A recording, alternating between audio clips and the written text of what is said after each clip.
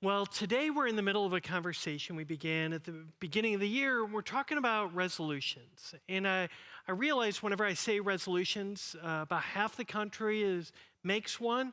About half the country, that means doesn't. And those of you that resolutions aren't your thing, I get that. Some of the people have said, well, I do goals, or I do a star word, or I do, and sometimes it's not only January, but maybe it's the middle of the summer or some other time during the year. I think one of the things that many of us know is what it's like to want to make lasting, significant change in our lives. And so we're talking about in a specific context, resolutions in a broader context. How do we make lasting change? And often some of the things we want to change are the same across many of us. For example, last week we talked about the resolution or the change to diet and exercise. Right, there's a lot of laughing. And if you missed out, I thought it was a really good sermon. I was really interested. So go back and listen to it online, on the website, on YouTube, because I think there's some interesting things that we shared about if that's been a desire or change, sometimes we fail because we're aiming at the wrong thing. So I'll let you listen there. Next week, for example, we're going to talk about our resolution or change to care for our emotional and spiritual health better. I'm excited about what the scriptures say about that. I think in a few weeks we may be talking about relationships and intentional relationships. But today I want to talk about a resolution that many people have, and yet I realize for some of us, you may not necessarily, this might not be the top of your list, but I'll tell you about it. It's going to be saving money. And I say some of us, this may be easy for you. And this may be something that because of your come from, because of your background, your family history, whatever reason, maybe like, yeah, I got that. And if that's you, that's wonderful. But just remember, if that's you, just thinking about it as like something that's easy is kind of like saying, oh, just exercise more. That's easy.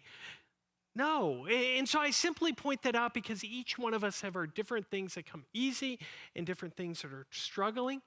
But if this is something that's natural for you or you've had a lot of success in, I really think there's going to be something, especially at the end of my sermon, that's going to be very applicable and challenging. So don't check out, stick with me, because I think for all of us, there's something we need to hear today that I'm really excited about. I also want to say, I realize that for each of us, each of these weeks, whenever we mention it, some of us get a little bit anxious or stressed or worried. So we're doing this in a very non-judgmental, we're all in this together. Please know you're not alone, and we're not beating up anybody. So I'm excited. So why is this tough? Why is it tough to save more money? Pastor in Kansas City, Adam Hamilton, a United Methodist pastor there, years ago said, the reason this is tough is two uniquely American diseases. By the way, these are made-up words, made-up diseases. So if you're like, I've heard of that one. No, you haven't. Unless you heard him say it, maybe. But there's two uniquely American diseases. The first is affluenza. Affluenza is a desire for more and better stuff, right? We know this. The year I was born in 1974, the average American home was 1,660 feet. Today, it's 2,300 square feet. Why do we need bigger homes? Well, we don't like the people we live with as much. No, it's because we want more stuff. We have more stuff, and we need places to put stuff. And the year I was born, there was this brand new thing that started kind of in the 60s, began to take foot in the 70s. You probably have never heard of it, but believe it or not, there's some places that are storage units. You probably haven't seen any of those around, right? Anywhere you drive. I bet you didn't pass 7 of them on the way to church today. You know, it's estimated that today there's over 2 billion square feet of storage units in the U.S. today. Why do we need 2 billion square feet? Because we don't have room in our big homes for the extra stuff. Why? Affluenza. We want more. And not only do we want more, we want better. We want different. We want other. We want yours. We struggle with this, right? Because we want more, and then we don't want to throw away the other stuff because it's still good. After all, we might need it one day. So we put it away, and we need some place for it. And each of us has our own things. Some of us, it's, one of them that I've been writing my sermon, and I didn't even realize till I was writing my sermon, but there's been new news about the upcoming iPhone releases. I wasn't really, my battery life's okay. There's not many scratches. It still works fine. I'm content with it until I hear there's a new one. I'm like, and I start thinking like, well, it's a couple years old. Is it time? And that type of thing, you get it? And here's the other thing. I have my iPhone here. I also have my last 2 iPhones, right? Because I can't throw those away, right? Do you know where they are? I don't. They're in a box in my house someplace because I have so much stuff. Why? Affluenza. For some of us, it's not technology. It's golf clubs or clothing or figurines or shoes, or every one of us is different. And none of those things are necessarily bad things. Actually, they're very good things. But the struggle is we want more and more and more. And the more we feed it, it's an appetite that can never be full, only be fed. That's affluenza. And so there's a second disease that plays off of our affluenza. It's called credititis. Credititis is that comes from getting it now and paying for it later. We get that. And I know that because together in the United States, we've reached an all-time high of the amount of consumer credit card debt of $1.7 trillion. I started to say billion, trillion dollars. That's a lot of money, right? And all of us, or many of us, or most of us, have some amount of that. And credititis exploits our desire for more and our lack of self-control, right? Some of you youngins, back when I was a kid, there was a store, some of you have never heard about it except in the history books. It used to be called Kmart. Back in the day, Kmart had this idea that you would go to a Kmart whenever I was young, and you'd pick out your thing that you wanted to buy, and they would put it in the back for you, and they would call it layaway, and you would make payments for it, and whenever you paid it off, then you would go to the store in your last payment, and then you could take it home with you. Which is absolutely insane for many of us, right? Because now we go to the store and we get it, or we go online and we get it, and we have it now, and then we pay for it over the next 36 months or 48 months or 5,280 months, or I don't even know, until we own it. And we never own it because we just re-up for the next one, right? It's a struggle, the credititis that we all get. And by the way, we know this because if you tap or use cards, it doesn't feel like money. In fact, studies show we spend between 18 and 25% more whenever we use plastic than we do real money. And so not only on the more we buy, but then we pay interest, and we're spending all this money. And you know why we're spending all this money? Because we're spending all this money because think of all the money we're saving. Right? I just spent $400, but I saved $8,373,000. And I got points for 1,740 points. It was like $2.40. I don't know. Right? Anybody else live in this game? Affluenza, credititis. And here's why this is important. So there's an Old Testament book called Proverbs. Historically, the tradition of the church says Proverbs was written by King Solomon. And King Solomon is considered to be one of the wisest people who ever lived. Young in his life, God appeared to Solomon in his dream and said, Solomon, if you could have one thing, anything you want, what would it be? What would you wish for, by the way? One thing. God says one thing. What would you want? Well, here's what Solomon said. Please give your servant a discerning mind in order to govern your people and to distinguish good from evil, because no one is able to govern the important people of yours without your help. And God told Solomon, because you didn't ask for something selfish, because you asked for wisdom to lead the people, I'm going to give it to you. And Solomon became one of the wisest people that ever lived because of that. And he wrote down a book of wisdom sayings, a book of fortune cookies. Basically, they're like a couple lines that are meant to be reflected on and chewed on and wrestled with about how to live a wise life. By the way, a wise life isn't always the same as a righteous or God-led life, but this is just really practical. You don't have to be religious to think about these wisdom things. These are just observations about how the world works and how to live well in the world that we live in. So I want to read one of these for you. Actually, I'm going to read several, but one of them that I'm going to start with is Proverbs 22:7. The wealthy rule over the poor, and a borrower is slave to a lender. So which one do you want to be? I want to be the wealthy one, right? More importantly, I mean, that sounds kind of arrogant, but more importantly, I don't want to be a slave, right? And how does the scripture, how does the Proverbs describe slavery? As debt. So the combination of affluence and credititis, it leads us into slavery to somebody else. And some of us know this really, really well because some of us are struggling and overwhelmed and stressed and feel like we're just spent. And so today I want to just lay out some proverbs, some wisdom sayings that might challenge us to think about what would a life of freedom, what would a life that's different than the life we're living right now look like? And how does managing our money in a way that allows us to save help us experience the life that God created us for? So I'm going to go through these really quickly. You might want to text them to yourself if you want to think about them later. Take a picture of the screens as we walk through them. They're just really practical, short advice to think about. The first one, Proverbs 13:11. Riches gotten quickly will dwindle, but those who acquire them gradually will become wealthy. This is me. I don't know about you. This is just me. I've never met anybody who's become rich by playing the lottery. I've just never met that. You may, I don't know, but I've never met that.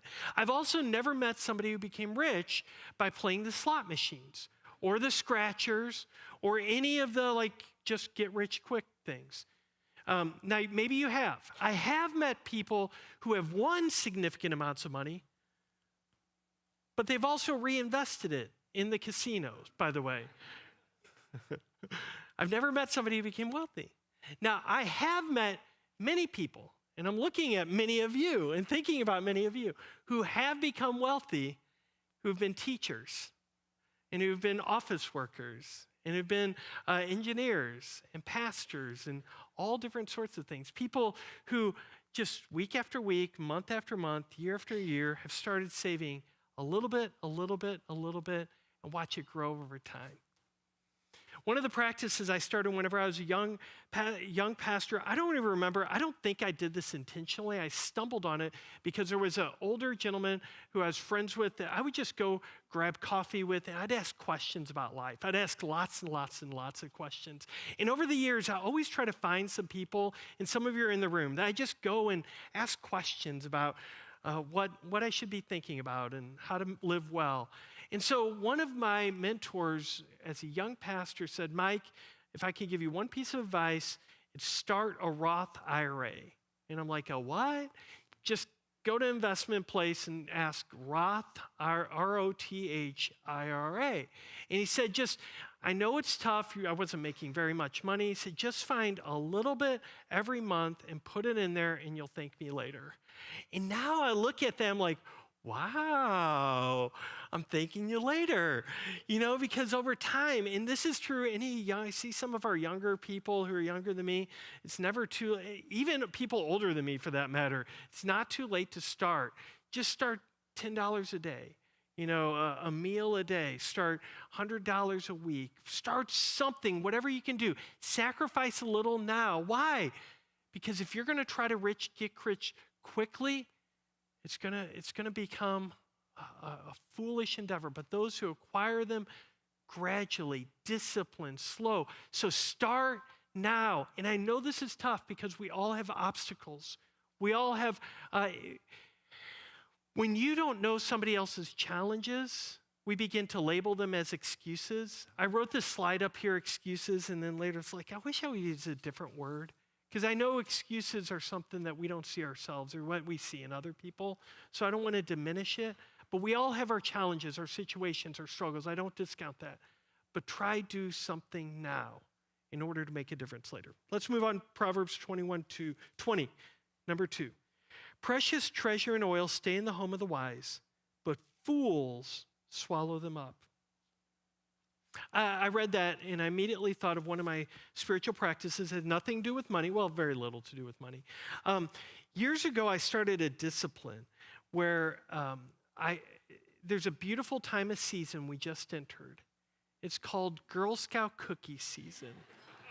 And there's only one Girl Scout cookie, for those of you who question, it's Thin Mints. None of the else matter. And you put them in a freezer.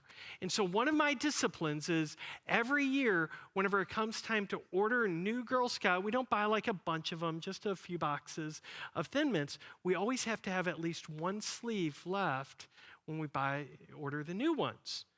Why? I don't want to give in to the greed monster. So if you're ever lucky enough to come over and we break out the Thin Mints, just know you're extra important. But I want to do that because I want that countercultural pull of waiting rather than having, of pushing against the credititis and the affluenza. One of the practices I started, especially online shopping, I start putting things in my cart and waiting a week, having a cooling off period. And then asking, not like urgent things like toothpaste I get by now, but the other stuff, I ask like a week from now, do I still feel like I need it as much as I did? And it's surprising how many things I delete or move to the shopping cart or move to the whatever the hold thing is. And because I want to be wise. I don't want to give in to the constant more, have it now, borrow against the future to feed what you don't need now. Number 3, Proverbs 6:6-8. Go to the ant. I'm really grateful. Every service I've done it, no ants I've seen. I would have picked it up if I did.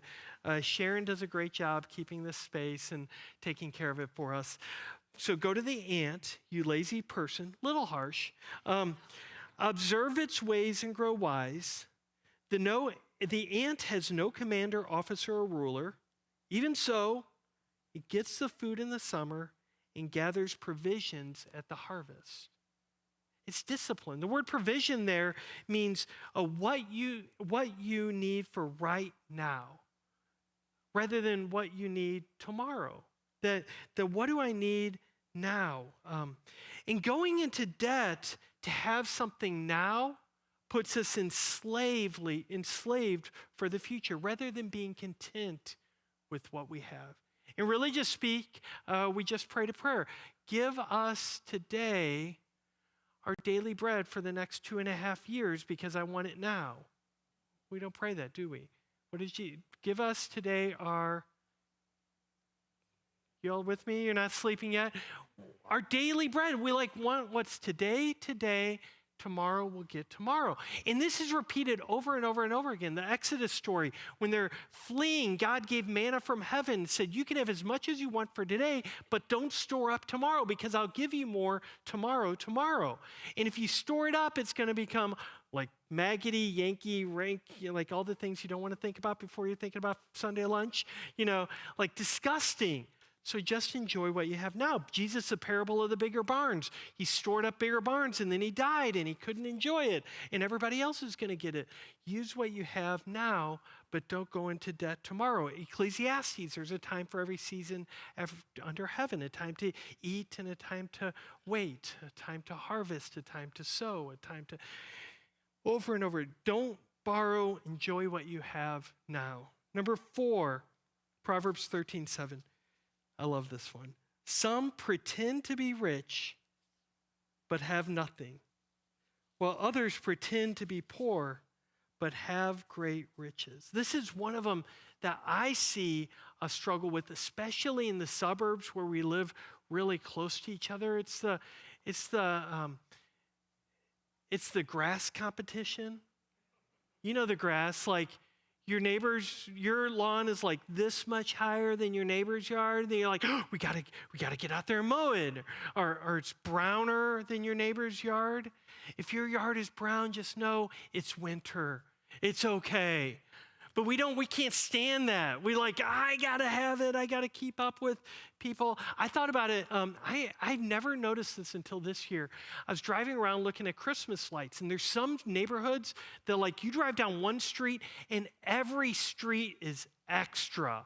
Like the extra, like lit up. You could see it from space lit up. They're cool, animated, all the things. And you go a block over, 2 blocks over, and it's like just a little bit on their roof or a small manger scene. Why is it that we do it in bunches? Well, it's because we're trying to compete with each other. We're trying to keep up with each other. We're trying to pretend to be like somebody else. And if they do it, we have to do it. It's the Instagram motto, right? I have to look like a billionaire, even though I'm struggling inside. Maybe that's not, is it Temu? I've never bought Temu, but I've heard about it. Shop like a billionaire? I don't think so from what I've heard, right? Pretend. By the way, in the church, we have a word for pretending. Do you know what it is? It's lying. It's what pretending is. It's lying. Do you know the alternative? To be honest, to be real, to be authentic, to recognize where you are. Others pretend just are honest with what they have, but they have great wealth. Some pretend to be rich but have nothing. Number 5, Proverbs 21:5. The plans of the diligent end up in profit, but those who hurry end up with loss. Anybody know what a P&L report is? Profit and loss report. It's what you do in a business. I look at ours often here at the church. It's what you all give and what we spend. And one of my strategies over time is to make sure our spending doesn't exceed our giving. That's part of my job, to keep an eye on that. Do you do that at home? Do you keep track? What's your profit and loss for this past month or this past year? How are you tracking it? We have a course called Financial Peace University. It's a really practical, great course. We do it at least once a year. I don't know when the next one's coming up, but if you're interested in signing up, just put on a Connect card your name, FPU or Financial Peace University or the $. We'll figure it out. We'll at least invite you if you're able to. But one of the principles is not only to make a budget, but how are you tracking a budget? Why? Because over time, the plans of the diligent end up in profit, but those who hurry end up with loss. Do you have a strategy? Now, I started talking, so Wednesday, I always preach my sermon to a small group of people. I'd love for you to participate. They give me feedback. This week, one of the people said, Mike, you didn't tell us why saving's important. And I did that intentionally because I was surprised that this is one of the most common resolutions that people have. And there's an automatic sense in which it's like, this is important and I don't need to convince you. Now, obviously, I think it's important. I think it's important because debt is in slavery, and I don't want you to be in slavery. I don't want you to be overwhelmed. I don't want you to be anxious or frustrated. I don't want to, in a conversation about money, be like, I don't want to talk about this anymore. That's not the way God created us to live. I think the more we save, the more opportunity and options we have in the future. I think the more we save, we can be generous and give with others. There's all sorts of reasons why I think this is important. But part of it is, I think it's just important to take care of what we've been given. There's a word called stewardship. It's managing what you've been given. There's a story that Jesus tells about a younger son that takes his inheritance and wanders off and just wastes it away. The word we often use in the church is the prodigal child or children or sons. It's the word prodigal comes from a Latin word which means spending resources freely, recklessly, wastefully, or extravagantly. What I've been thinking about, though, is prodigal gets this idea or the label that it's those people, those of us that don't have very much. And that's actually not what prodigal is about at all. Prodigal is about whether you have a little or have a lot. It's how you manage what you have. And the truth is, in my life, and I'm guessing this is true for you, the more I make, the more I waste. The less careful and thoughtful and strategic and intentional. The conversation about saving more isn't whenever it becomes a problem. It's actually probably more important whenever it's not a problem, because it's an opportunity to do something significant in your life. I started by saying, whatever your story is, please know that you're not alone. I wanted to preach this in a way that wasn't judging or condemning or hurtful or harmful, but really was inviting you to live a life that God created us for, a life of freedom, a life of joy, a life of taking what we have and experiencing the most with what we have. But please know that if this is something that you're struggling with, I'm happy to listen. We have people in the church, Pastor Gina's happy to listen. We hold everything confidential. As long as you tell us you're not going to hurt yourself or somebody else, we hold everything confidential. We also have people in our church that are really good with helping people with manage their money. So if you want to have a conversation, confidential, private, with somebody that can just give you an outside perspective, please know that we're in this with you, and that's part of what it means to be the church. But I hope that you'll experience freedom and joy and a change, that whatever you're following God's voice, that you'll live into the life that God created you for. Can I pray for us? Thank you. Thank you, God.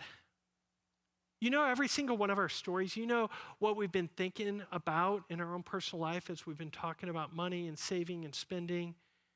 You know our struggles with affluenza and credititis. You know the money monster, you know our P&L far better than we do, no matter how much we know. And you love us beyond comprehension, more than we can possibly imagine. Thank you for being with us. Thank you for loving us. Help us to hear your voice. Help us to have the courage to follow, and help us to experience the freedom that you created us for. In Jesus' name I pray.